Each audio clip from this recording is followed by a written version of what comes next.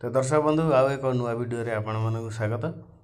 सुभद्रा योजना रे आसिला आउ एक बड़ खुशी खबर।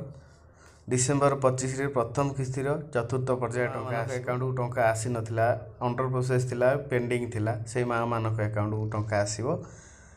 सरकार को किछि नुआ नियम रहिछि, जो माँ मानकर आसीनी से तांकर सब जांच करा जिवो। जांच हे साला परे तांको अकाउंट पुणी टंका आसीबो।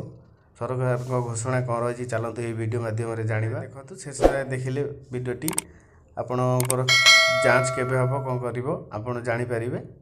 सुभद्रा योजना प्रथम किस्तिर चतुर्थ पर्याय टंका आसंता 25 तारिख में मिलिबो। एथिपाई राज्य सरकार प्रस्तुति आरंभ कर देइछंती। जो आवेदनकारी आवेदन ग्रहणीय हो पारि नाही सेने जांच चलीछि बोली सरकार कहते। सूचना और लोक संपर्क विभाग पक्षर गणमाध्यम को यही सूचना प्रदान करा जायछि। सूचना जोगे सुभद्रा योजना प्रथम किस्तिर टंका भुवनेश्वर प्रधानमंत्री नरेंद्र मोदी आरंभ करथिले। द्वितीय पर्याय टंका बारिपदारु जाइथिबा बेले तृतीय पर्याय रे सुंदरगढ़ टंका रिलीज करा जायथिला। सुभद्रा योजना रे एपर्यंत प्रथम किस्तिर 3टी पर्याय रे योग्य हिताधिकारी को टंका मिल सारी। राज्य सरकार एपर्यंत प्राय 80 लाख महिला को टंका प्रदान कर सारी। आहरी 20 लाख महिला को हिताधिकारी यही योजनार उपकृत हेबाकु आशा करछंती। राज्य सरकार पूर्वर कहते जे सबु योग्य हिताधिकारी को सुभद्रा टंका मिलिबो।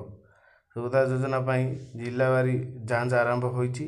जो स्थान गुड़िकर कम पंजीकरण होती से स्थान को सरकार फोकस रे रखिछंती।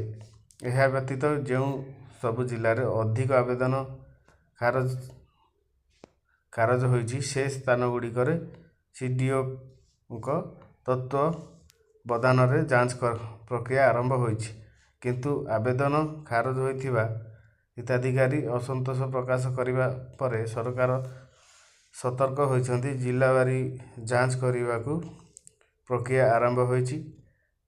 कम पंजीकरण और अधिक आवेदन होइथिबा स्थान को गुरुत्व देइछंती विभाग।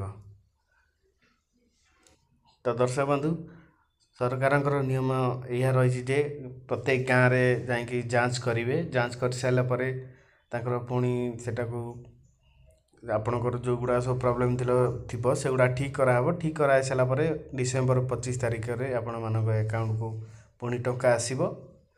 दर्शक बंधु वीडियोटी भल लगी चैनल को लाइक करेंगे, सब्सक्राइब करेंगे।